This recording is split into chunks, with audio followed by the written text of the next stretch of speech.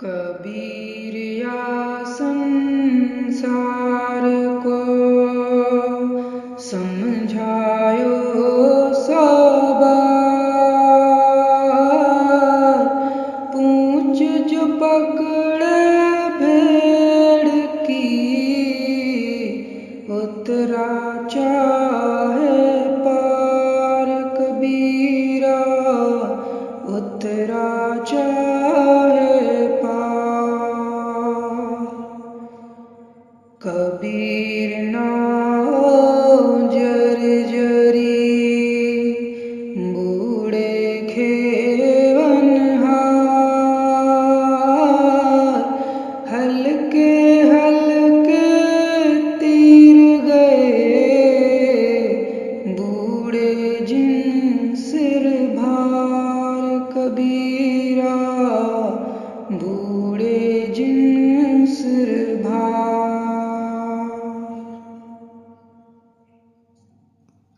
सतनाम साहिब बंदगी। कबीर या संसार को समझायो सौ बार, पूंछ जो पकड़े भेड़ की, उतरने चाहे पार।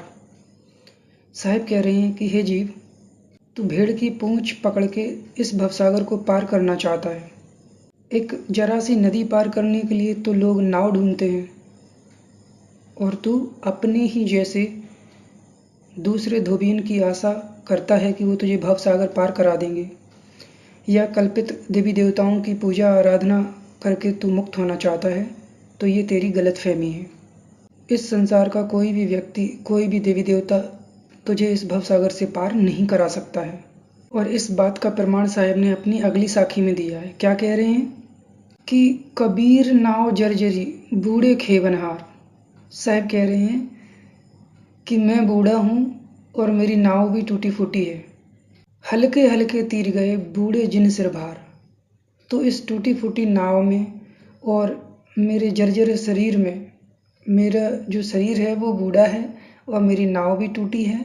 तो मेरे साथ मैं केवल उसी को पार कर सकता हूँ जो अपने सर से कर्मों का बोझ, पाप का बोझ हटा देगा। माया की जो गठरी बांध रखी है वो उतार के फेंक देगा, अपना अहंकार का शीश काट के फेंक देगा। वही मेरे साथ इस मेरी टूटी फूटी नाव में बैठकर इस भवसागर से पार हो सकता है, अन्यथा नहीं। तो इस भवसागर से पार कराने वाला केवल आत्म गुरु होता है, शपथ गुरु होता है, और दूसरा कोई भी नहीं। ठीक है, चलिए आज का सत्संग शुरू करते हैं। संतो सहज समाधि भली। साहब कह रहे हैं कि हे साधुओं, हे संतो, हे जीवो, हठ योग की साधना करके जो तुम समाधि लगाते हो वो तुम्हारे लिए कल्याणकारी नहीं है, उससे तुम मुक्त नहीं हो सकते हो। तुम यदि परमात्मा प्राप्ति करना चाहते हो तो तुम्हें सहज समाधि की अवस्था में पहुंचना पड़ेगा। यहाँ पर दो चीज़ें होती हैं, एक होती है सहज अवस्था और दूसरी होती है सहज समाधि। ठीक है, अब होता क्या है कि इस संसार में दो तरह के जीव होते हैं।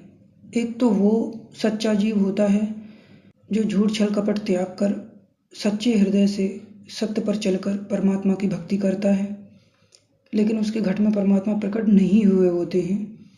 उस जीव के लिए साहिब ने सहज अवस्था को बताया है कि तू सहज रहे और मेरे हुक्म में चल।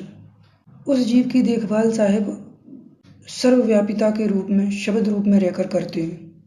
और जिस जीव के घट में परमात्मा प्रकट हो जाते हैं उसे शरीर से बाहर निकलने का पूरा रास्ता दिखा देते हैं, सत्य देश दिखा देते हैं। उसके बाद सहज धुन आ जाती है उसको, तब उसकी सहज समाधि लगती है।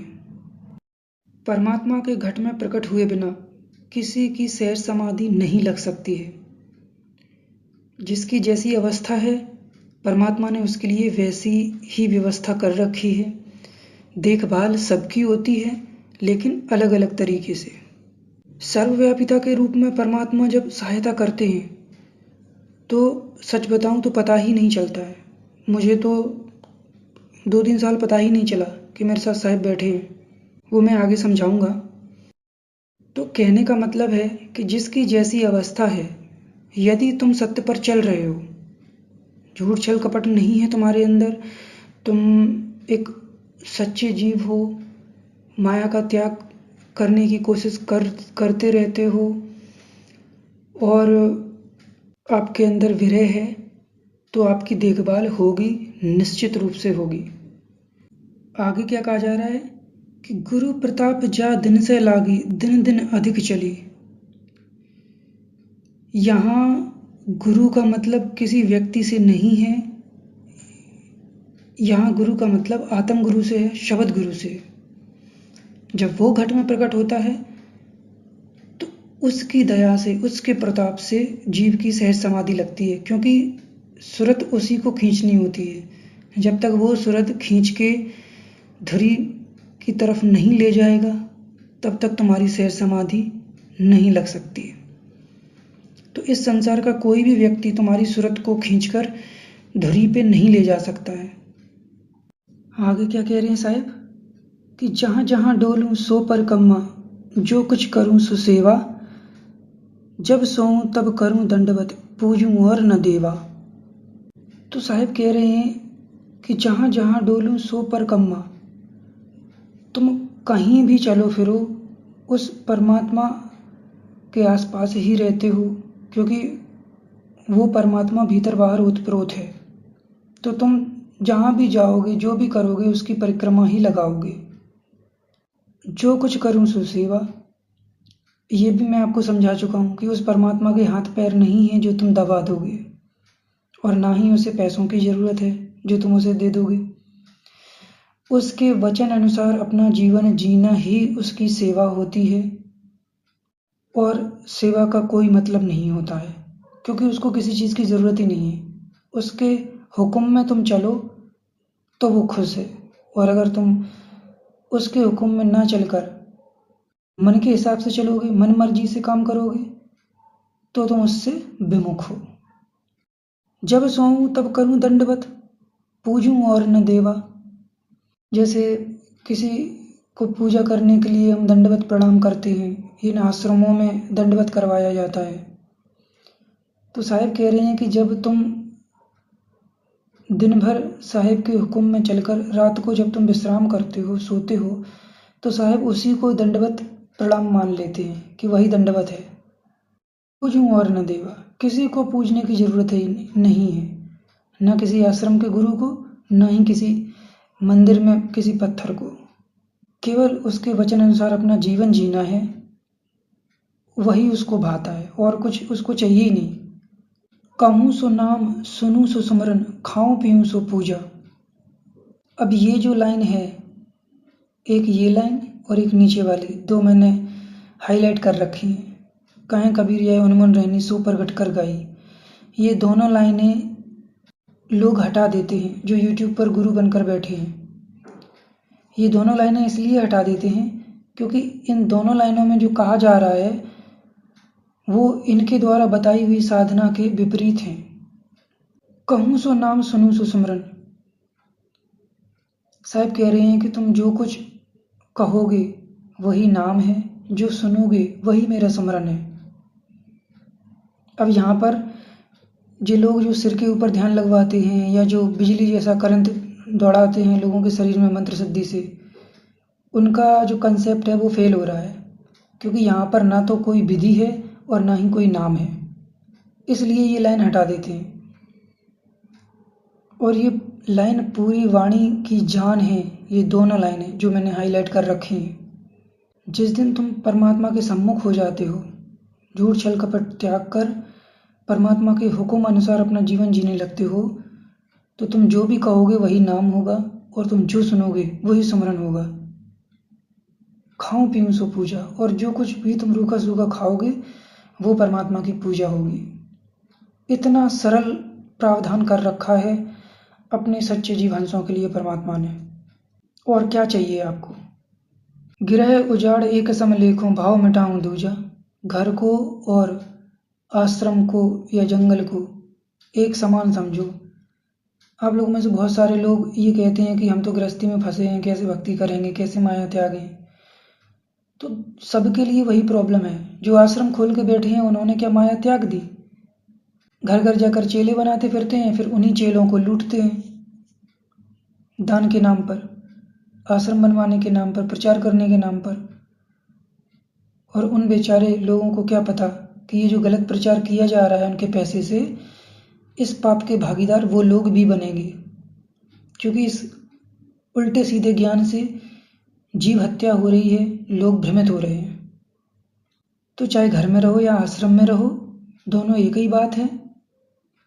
ये द्वंद्व का भाव अपने मन से मिटा दो। गृह तज के योगी भय, योगी के घर नाही। जो वास्तविक योगी है, जिसका परमात्मा से योग हो गया है, उसके लिए घर है ही नहीं, कोई मायने ही नहीं रखता है। और जो घर छोड़ के आश्रम में चले जाते हैं, जंगल में जाकर योगी बनते हैं, वो योगी है नहीं। आगे क्या कह रहे हैं कि आंख न मूंदूं, कान न रूंदूं, तनिक कष्ट नहीं धारूं, खुले नैन पहचानूं, हंस हंस सुंदर रूप निहारूं। परमात्मा कह रहे हैं कि किसी भी तरह की हठयोग की क्रिया नहीं करनी है। आंख नाक बंद करके लोग जो करते हैं ना क्रियाएं, वो नहीं करनी है। बिल्कुल भी कष्ट नहीं सहना है, सहजता में रहना है। इस संसार में रहते हुए, सारे कर्म करते हुए परमात्मा के हुक्म में चलना है, वही भक्ति है। शब्द निरंतर से मन लागा, मलिन वासना त्यागी, उठत बैठत कबहू न छूटे, ऐसी तारी लागी।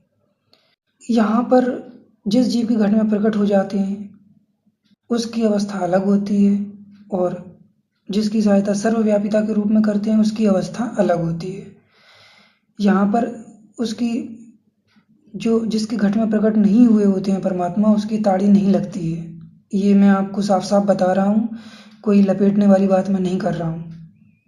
आप जब तक पूरी तरह से परमात्मा को धारण करने के लायक नहीं हो जाते हो, तब तक वो आपके घट में प्रकट नहीं होता है।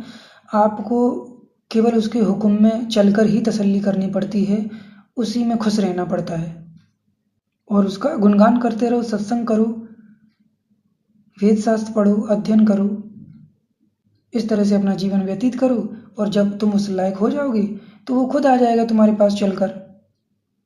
काया गढ़ जीते तो ढूंढन, खुद गुरु आवे। ये लाइव वाणी दिखाई थी ना। तो मलिन वासना त्यागनी पड़ेगी, तब शब्द से आपका मन लगेगा। अब ये जो सेकंड लाइन है, कहें कबीर यह उन्मन रहनी, सो प्रगट कर गाई।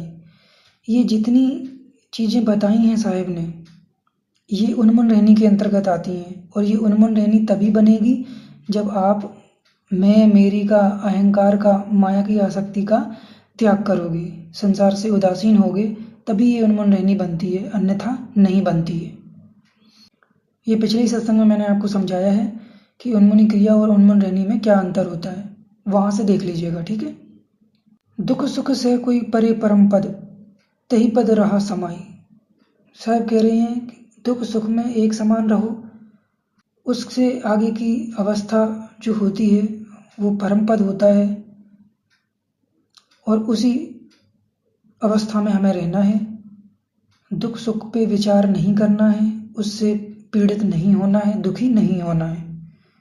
देह धरे का दंड है, सब काहू को होय, ज्ञानी काटे ज्ञान से, मूरख भुगते रोय। कबीरा मूरख भुगते रोय। जो हो रहा है वो परमात्मा के हुक्म से ही हो रहा है, उसको स्वीकार करके हमें धीरे धीरे चलते जाना है और अपनी बुराइयों को, अपनी कमियों को सुधारते जाना है। तो ये इस वाणी का अर्थ था। चलिए, सतगुरुदेव सतपुरुष कबीर साहिब की जय।